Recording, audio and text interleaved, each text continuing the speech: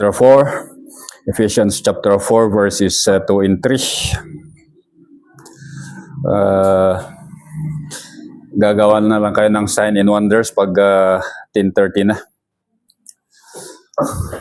Ephesians chapter 4 verse 2 and 3, sabi po dito, with all humility and gentleness, with patience, showing tolerance for one another in love, being diligent to preserve the unity of the Spirit in the bond of peace. Shall we pray? Father God, we want to say thank you this morning for the new creation that you have given to each one of us, para kami po ay pwedeng makapagsamba sa inyo in spirit and in truth.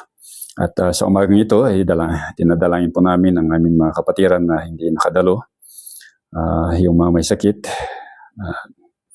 Father, we pray for endurance as well as for healing, if you will. Yun po yung ibibigay nyo sa kanila. At saka yung mga kapatiran na nasa daan, pupunta dito, may you continually guide them and bring them safely here to join us in this worship service. And we thank you for the life of each one. We pray, Lord, that you would just strengthen us through your words this morning and even the songs. At lahat po ng aming gagawin sa umagang ito. All these things we pray in Christ's most precious name. Amen. Okay, so Ephesians chapter 4. At nag-chat si Manong Eric kaninang umaga, hindi siya makadalo dahil sa sakit. Okay, so sa chapter 4, ay dito po natin makikita yung application na ng mga theological doctrine na ating pag-aralan sa verses or chapter 1 to 3. So, nakita natin na sa verse 1, nakita natin dito yung exhortation kung paano lumakad ang isang mananampalataya. Na kung saan sabi dito na, I implore you to walk in a manner worthy of the calling with which you have been called. So, sabi nga natin, minsan sa buhay natin ay kailangan din natin ng isang parakaleo. Although andun na yung Paraclete, andun na yung banal na Espiritu, andun na yung Panginoong Hesus, but somehow as human, we need somebody to stand with us. So, now the challenge for each one of us at saka minsan nga po minsan kung in your deepest agony, sabi ko nga last Sunday, in your deepest agony, doon pa dumadagsa yung nagpapatulong sa inyo, di ba? Minsan, sabi mo sa sarili mo, ako na nga nagkakaproblema, ba't kayo pa pumupunta sa akin? That is the humor of God. We cannot change that fact na talagang ganun. So, nakita natin na yan yung buhay natin. That somebody, we all need somebody to walk with us. At si Pablo nga, kinailangan niya si Timoteo, kinailangan na si Titus, ating Panginoong Hesus, kinailangan na sina Peter, James, and John, tayo nga kaya. So, I implore you to walk in a manner worthy of the calling with which you have been called. So, nakita natin to, yung lifestyle, yung walk dito is lifestyle, yung manner worthy, ito yung axios, axle, ibig sabihin equal way. Yung paglakad natin ay naaayon sa doktrina nating na tutunan. Ito yung isang pinakamahirap sa buhay nating mga mananampalataya. Yung lumakad na naaayon or equal sa timbang ng ating nalalaman. Minsan, dami tayong nalalaman, yung application, doon tayo bumabagsak. Ewan ko kung gaano yung timbang, ganun ba? Pero, yun yung tawag Yun yung pagtawag sa atin At saka nasabi natin, yung calling dito hindi lang siya invitation.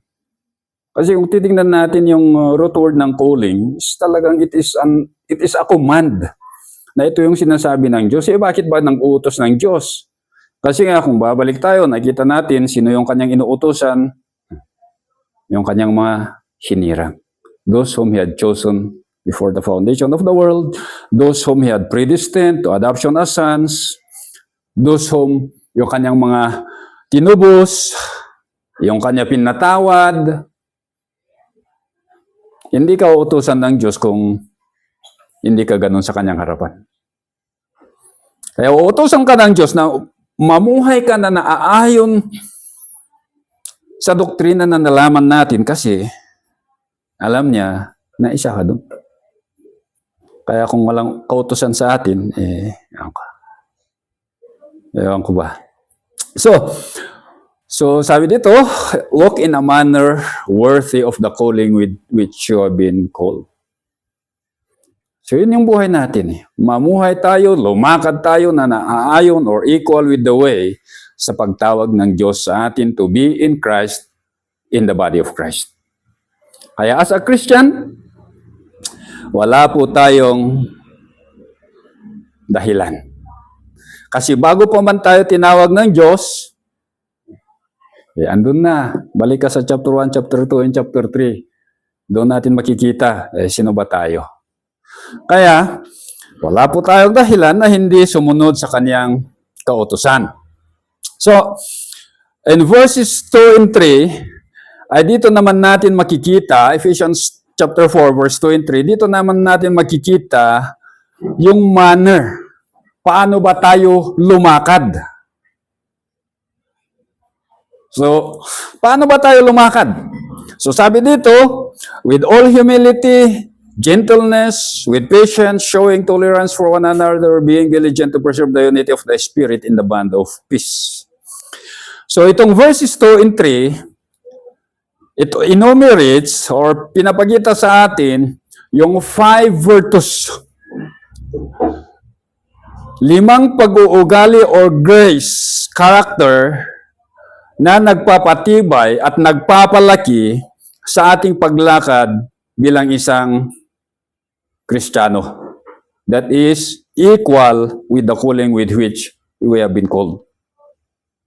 So sabi ng Diyos, lumakad ka na naayon sa aking pagtawag sa inyo. Paano yung paglakad na yon? Sabi po, with all gentleness or with all humility and gentleness. So, kung titignan natin yung worthy walk, the manner of the worthy walk, paano lumakad ang isang mananampalataya na naayon sa pagtawag ng Diyos sa atin? Una, sabi po, with all humility and gentleness. With all. Wala tayong lusot dito eh. Sabi po, with all. Kung itatranslate po natin yung word na with all or metapasis, ibig sabihin to, accompanied with all without exception. Sa samahan, kasama ang lahat ng mga ito. Without exception. So, pinapakita na yung worthy walk ng isang mananampalataya, Ephesians chapter 4, verse 2, walang lugar ng anumang pride or arrogance. Kasi sabi doon is, with all humility and gentleness. Wala nang lugar yung pride at saka arrogance dito eh. Kasi nga, sabi na, it is totally covered eh. Yung buhay po natin totally covered ng humility at saka gentleness. So, dito, ay pinapakita sa atin na ano ba kasi ang pride? Pride and arrogance. Yun po yung origin ng sin. Kung walang pride si Satan, sabi niya, I will ascend to the throne of the Most High. Sabi niya, I will sit on the throne of the Most High. Basta yung I. Di ba? Yun yung dahilan eh. Kaya, sa worthy walk ng isang mananampalataya, ay talagang walang lugar ang pride. Pero, mahirap. Minsan ito yung lumalabas sa atin eh. But anyway, so tingnan natin. So sabi, the manner of our Christian walk or the manner of this worthy walk is with all humility. Alam po natin ang humility. Humility, ibig sabihin, low-mindedness. low-mindedness or lowly thinking.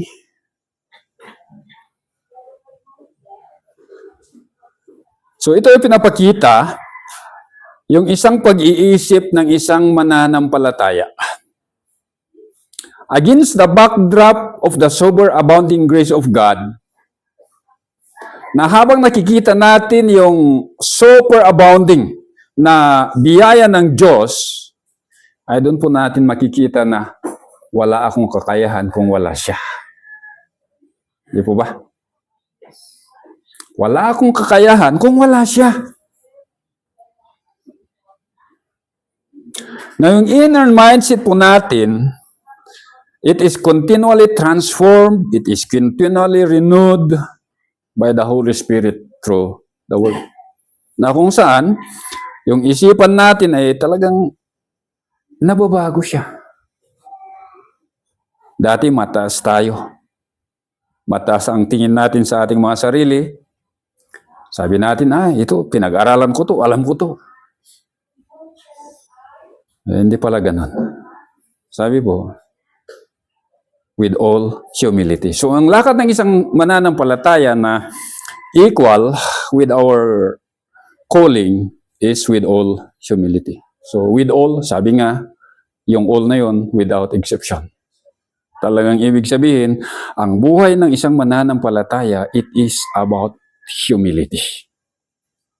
It is about humility. Pagpapakumbaba. Pagpapakumbaba, yun ang buhay po natin eh. Hindi pagmamataas. Kaya lang minsan yung pagmamataas ang gusto natin eh. But actually, alam po natin that humility, yung word na humility, pagpapakumbaba, ito yung mga termino na ginamit ng mga mundo noon against the early Christian na sinasabi na, kaya wala kayong silbi kasi ganito kayo. Masyado kayong mapagpakumbaba. Kaya wala kayong, di ba? Parang ganun. Kung mapagpakumbaba ka, sabi nila, wala kang lugar sa lipunan. Kasi ang meron lang sa lipunan, yung mga matitigas ang loob. Yung mga matatapang. Anyway, actually, humility is a strength. It is a strength na nagpapakita ng ating kakayahan bilang isang mananampalataya. So, humility in the worthy walk, ito yung conscious recognition of one's limitation in the intentional complete dependence upon God. Yung humility, ito yung yung alam mo. Alam po natin na hindi po natin kaya. Alam po natin yung limitation natin, yung kakulangan natin. At sinasabi po natin, hindi ko po kaya ito kung wala yung biyaya ng Diyos. Kaya, yung palaging nasa isip natin sa lahat ng ating ginagawa, mas lalo na sa ating paglakad bilang isang mananampalataya, ay hindi ko kaya to kung wala siya. Kasi kaya daling sabihin kaya ko yan. Kaya ko yan. Ako pa. Diba? Pero that is not humility is all about. Humility is the total dependence, intentional, complete dependence. Hindi basta-basta na, bahala na si God. Pero hindi naman bahala si God eh. So humility in the worthy walk is acknowledging that we do not know everything about the mystery of Christ by His own design. We need to continually learn from even the least of all the saints. So, isang pagpapakita ng isang pagpapakumbaba ay ito. It is acknowledging that we do not know everything about the mystery of Christ. Yung patuloy po tayong matuto with regard sa kanyang salita. Ito po yung mahirap sa amin eh. Kami yung mga nagtuturo, mahirap to. Yung mahirap yung makinig. Yung masakit sa tenga eh. Di po ba? Mas lalo na pag alam mo na mas magaling ka kaysa sa nagtuturo. Yun yung yun yung minsan challenge din sa amin na nagtuturo eh. Na the humility to learn even from the least of all the saints. Pero sino ba yung least of all the saints? Sinong may alam? Sino yung least of all the saints? Yeah, si Apostle Paul. So sabi ni Pablo, I am the least of all the saints. Kaya kung si Pablo ang the least of all the saints, ibig sabihin ay pwede po tayong matuto kahit sa mga bata na mananampalataya. Yun po yung minsan mahirap tanggapin. Pero in the worthy walk, kailangan po tayong matuto. And sometimes God uses yung unexpected people to teach us. Siya po yung magturo sa atin. At minsan, yun yung mahirap na tanggapin, pero yun yung katotohanan. Kasi in that worthy walk, I will continually learn. Patuloy po tayong natututo. At saka in the worthy walk, in this humility, ito po ay, it is continually losing the thought of the worth of oneself. Sa ating paglakad na naayon sa pagtawag ng Diyos sa atin, ay unti-unti po nating nakikita yung pagbaba ng pagtingin natin sa sarili natin in the exaltation of the Lord Jesus Christ. Na sa buhay natin, nawa si Kristo ang siyang makita. Ano bang sabi ni John? John the Baptist. Ay, Baptist kayo eh. Kaya dapat alam niyo. Anong sabi ni John? John the Baptist. He must increase, but I must decrease. Yan po yung buhay ng isang mananampalataya. Ewan ko kung ano yung word na nagamit dito yung must. Ewan ko kung ito ay die. It is a must of necessity. Talagang kailangan mangyari. Na sa buhay po natin, ay unti-unti pong nawawala po tayo sa eksena at si Kristo ang lumalabas. Bagamat alam natin na sa mundo na nakatingin sa atin, minsan sasabihin nila, ay, galing yun. Galing na preacher yun. Galing na magturo yun. Alam po natin that Christ shall be exalted alone. Kaya nga, sabi ko, in short, ano ang humility? The shortest definition of humility is joy. Ano ang joy? Sa awit ng mga bata. Jesus, others, and you. Kaya the most joyful Christians are the people who genuinely live with all humility. Kaya kung gusto mong punong-puno ka ng galak, mabuhay po tayo ng may pagpapakumbaba. Pero kung ayaw mo yung kung gusto mo yung gulo, di magpamataas. So, with all humility, at dami po nating makita na verses to support this, but siguro in some other times, titignan po natin. So, yung pangalawa, sabi po, with all humility and gentleness. Gentleness. Ano ba tong gentleness?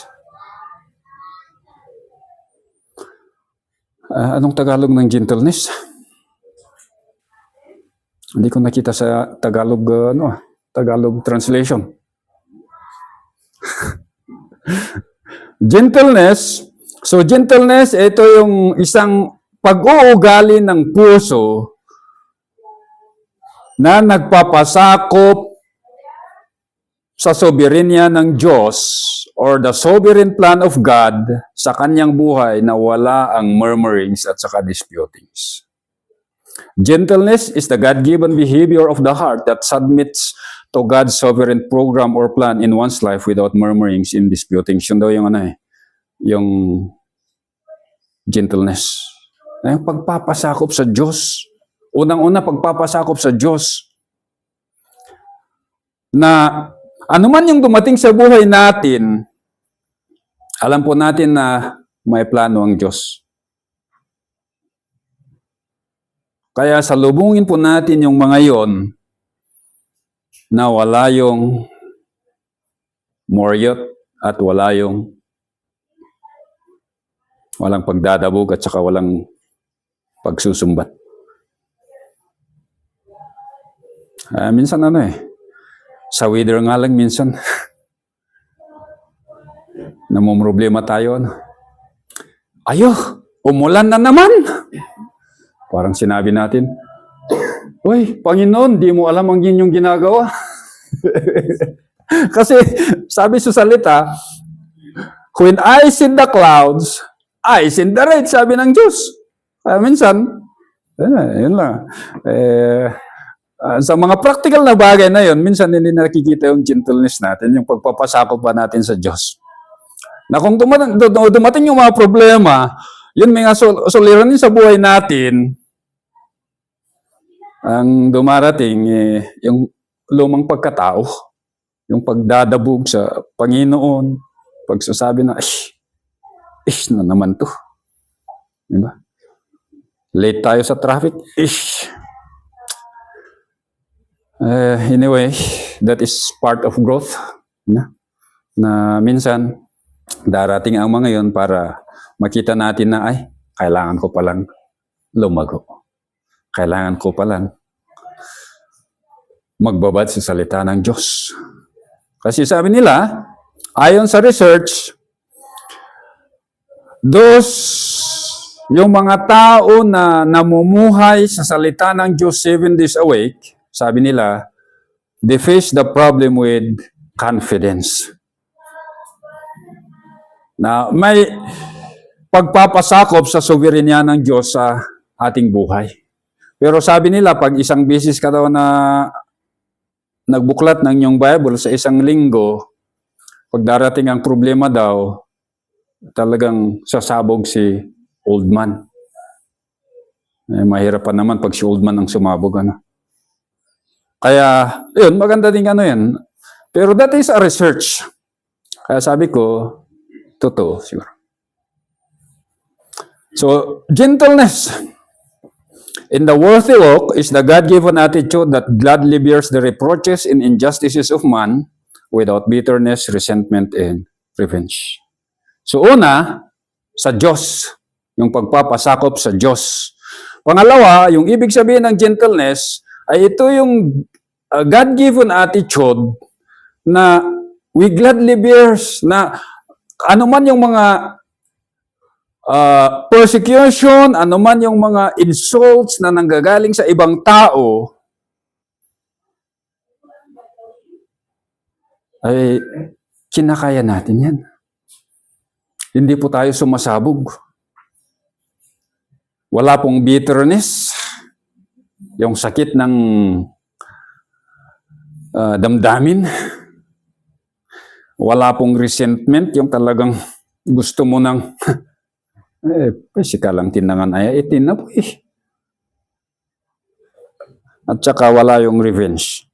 So gentleness is the God-given attitude na kung kahit anuman yung binabato sa atin, kahit anuman yung sinasabi sa atin that is against us,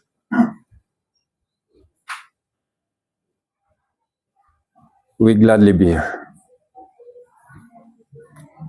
Na talagang binubuhat natin with joy. Hindi po tayo nagkakaroon ng sakit, nagtatanim ng, mahirap magtanim ng mahirap magtanim ng, sakit ng damdamin. Ano kayang tutubo doon? Anong tutubo kaya kung tayo ay magtanim? Kasi pag nagtanim ka ng patatas, ang aanihin mo patatas. Pag nagtanim ka ng mais, aanihin mo mais. Pag tagtanim ka ng sakit ng damdamin, stroke. Anyway, so yun, that is the worthy walk. Sabi nga, with all gentleness. With all gentleness. Sinong alam nyo na who was highlighted in the scripture as the meekest man on earth? Si Moses. Sa Numbers chapter 12 verse 3, anong sabi ng Panginoon sa kanya? Now Moses was very meek above all men which were upon the face of the earth. Meekness with regards to who? Sa Israelitas. Ano ba ang ugali ng mga Israelitas? Yung mga tao na tinubos ng Diyos. Ano ba ang pag-uugali nila?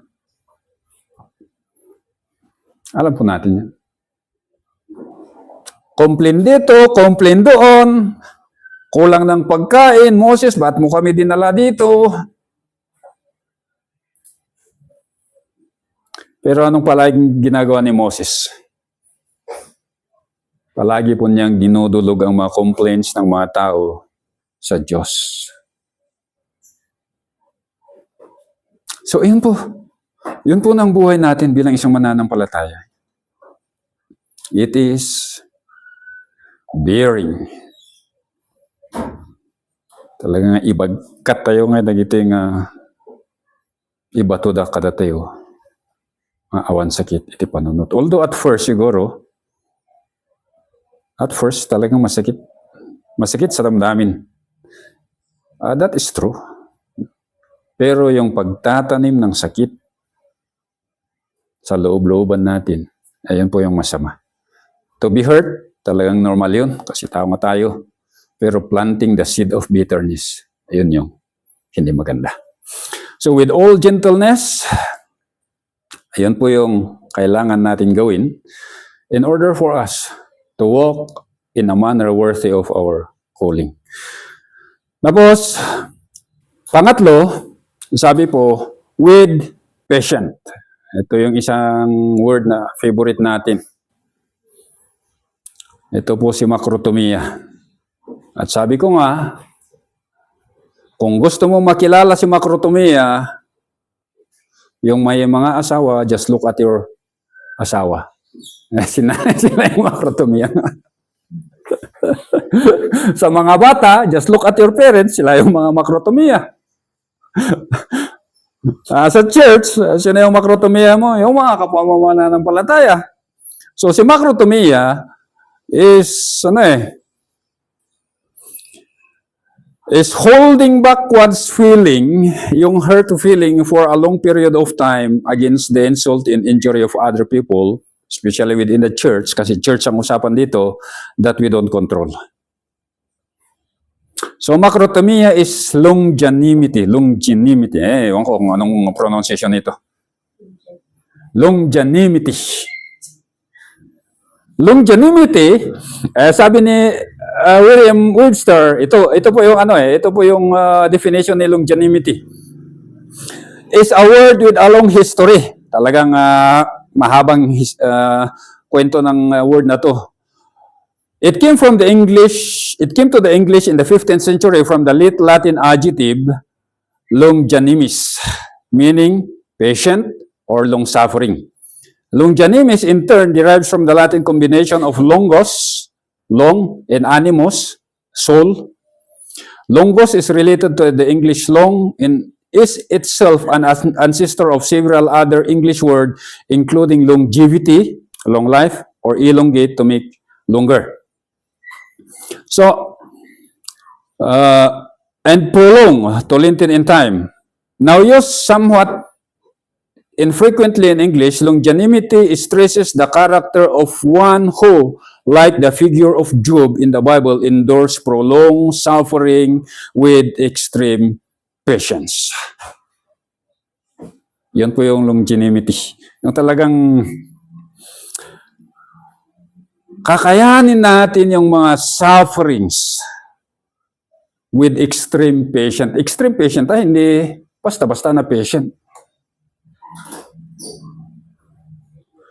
So it is bearing the insult and injury ng kapwa po nating mananampalataya without flaring up.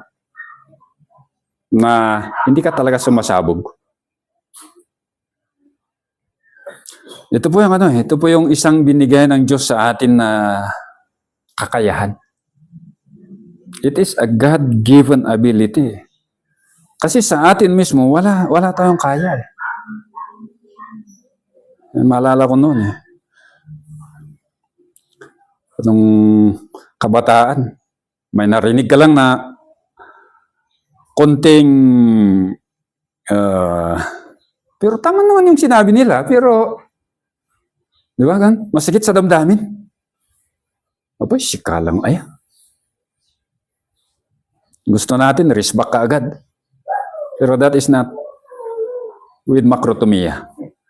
So macrotomia, ibig sabihin, it is a long-tempered, long emotion na ito yung salop na hindi napupuno. Ay, sinong makaalala sa pelikula na kapag puno na ang salop? Kapag puno na ang salop, alam mo na kung anong mangyari. Pero ito yung salop na hindi napupuno. Na kahit buhusan mo siya ng buhusan ng masasama, hindi siya napupuno at hindi po siya sumasabog. Ito yung kakayahan na binigyan ng Diyos sa atin bilang isang mananampalataya in relation po sa ating kapwa mananampalataya. Kasi, ito yung katotohanan. It is better to bear the insult ng mga un-Christian rather than yung kapwa nating mananampalataya. Mas masakit talaga. Kasi sa mga hindi mananampalataya, alam nyo na, anya ngayong Lord, pimon kathandangan na mati. Kasi alam po natin, hindi sila mananampalataya, kaya alam natin na talagang yun yung kanilang mga gawain. Pero kung kapwa mo mananampalataya, yung nagbibigay sa inyo ng insulto at saka pagsira, ay talagang masakit yun. Pero sabi nga, hindi po tayo sumasabog. Kaya, sabi ni Bible Hub, patient is a divinely regulated patient. Divinely regulated. Ang Diyos ang siyang kumukontrol sa patient na ito. Kaya talagang makakaya natin. Kaya pag nawawalan po tayo ng patient, nawawalan po tayo ng macrotomia, ask God. So patient, alam po natin, this is also the fruit of the Holy Spirit. Sa Galatians 5:22, but the fruit of the Spirit is love, joy, peace, long-suffering, gentleness, and goodness and faith. So kung wala yung banal na Espiritu, wala to talaga. Kaya wala to sa mga hindi mananampalataya. Pero sa ating mga mananampalataya, meron po ito.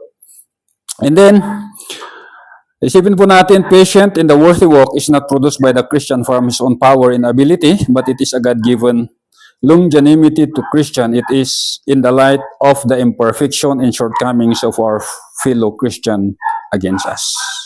So ito ay hindi po nanggagaling sa ating sariling kakayahan, sa ating abilidad, pero ito ay bigay ng Diyos sa ating mga Kristiyano in the light or in the background of the imperfection, yung mga pagkukulang ng mga kapwa po nating mga mananampalataya.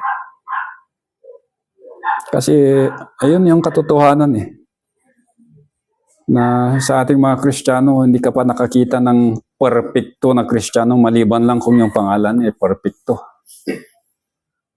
Yun lang si perfect na Kristiyano. Pero lahat po tayo may pagkukulang. Whether we like it or not, mayroon at mayroon tayong pagkukulang. At doon po na i-apply si macrotomia. Kaya, yun. And then, pangatlo, or pang-apat, is showing tolerance. Showing tolerance. Showing tolerance, ibig sabihin to hold upright or to bear up. Ito na ay again in relation sa ating mga kapwa mananampalataya eh. So kung yung si humility at si gentleness, nakita natin that is somehow in relation to God, una, at sa kapwa nating mananampalataya, si patience sa kapwa nating mananampalataya. Sa itong showing tolerance ay sa kapwa din nating mga mananampalataya. Ito po is holding them up. Sabi po holding them up. Holding our brothers up. It is anikumai. Si anikumai. Yung word na iko, yung word na up, si ana, at si eko, to hold, ibig sabihin to hold upright. Talagang hawakan mo siya. So showing tolerance here, present middle siya, ibig sabihin this is an intentional decision. Intentional and deliberate decision na patuloy po nating hawakan, suportahan yung kapwa nating mananampalataya na nagkukulang.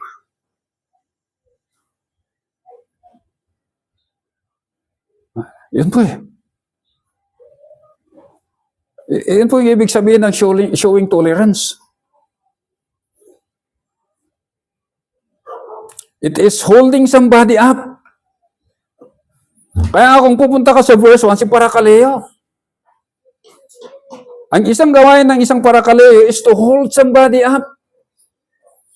Hawakan po natin sila, samahan po natin sila sa kanilang mga problema. Kaya maganda magandang aral to para sa atin.